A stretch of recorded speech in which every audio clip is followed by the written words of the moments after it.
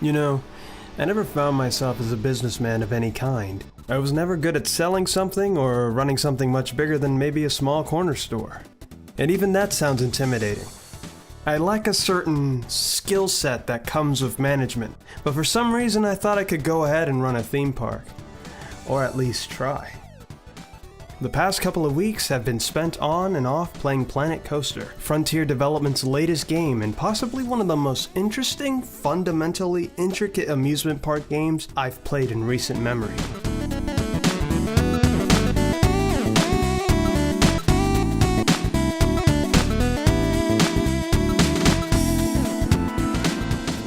I want to begin with saying that Frontier didn't invent a new wheel with this one, but added to it.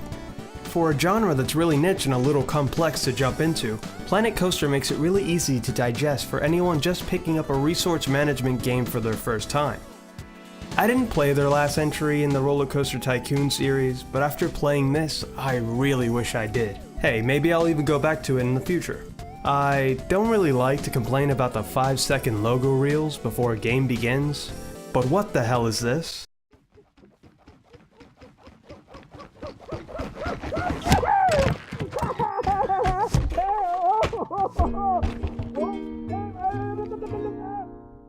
Something about it just frightens me. This is what you hear every time you launch the game. Again, very small gripe, but it's just a little too jarring not to at least make a mention of it. In Planet Coaster, you can do career, sandbox, and challenge mode. And that's about it. But that's all you really need. Career lets you take on pre-made parks that need your help running them. This is basically where you feel out the game and generally learn how to keep your park running. You're given a pirate-themed setting to start off with, and it's pretty okay. It has 2 attractions, a few intricate touches to the terrain, but there's not a beverage shop in sight. There's also no bins, or benches, or fun. Oh, come on, even the people are getting in for free?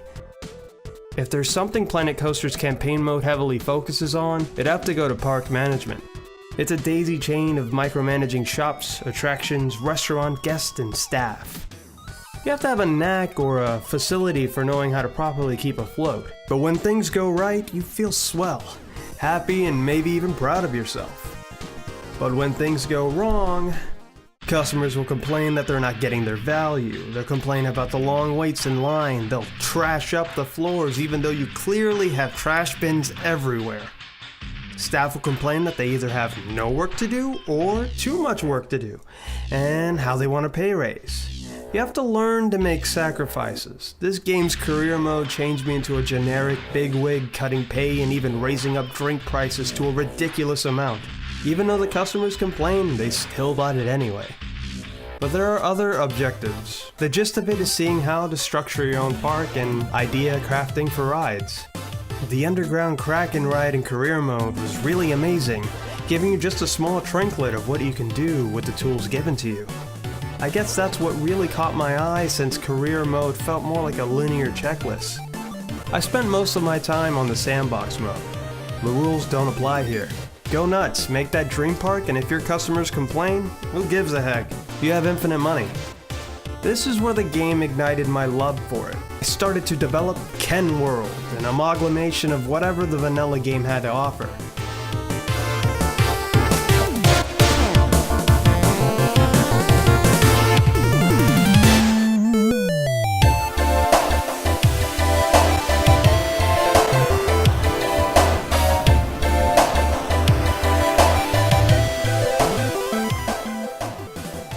This game lets you get creative. You can make some super unrealistic rides that the G-force alone will snap your limbs. But through trial and error, you can figure out just how to make a balanced ride. It can't be too nauseating, and you have to make sure that you have the perfect amount of fear, or thrill being a better word for it. People in the park will straight up write off your ride if it looks life-threatening. Constant momentum is the key to get a good ride. And so is spamming scenery, which is kind of a broken feature. But hey, if putting up a bunch of rocks together gets you that 100% rating, why the hell not? I was fascinated with just how much crafting was available for the base game. You can make fountains like I did here, park entrances, buildings, gardens, etc.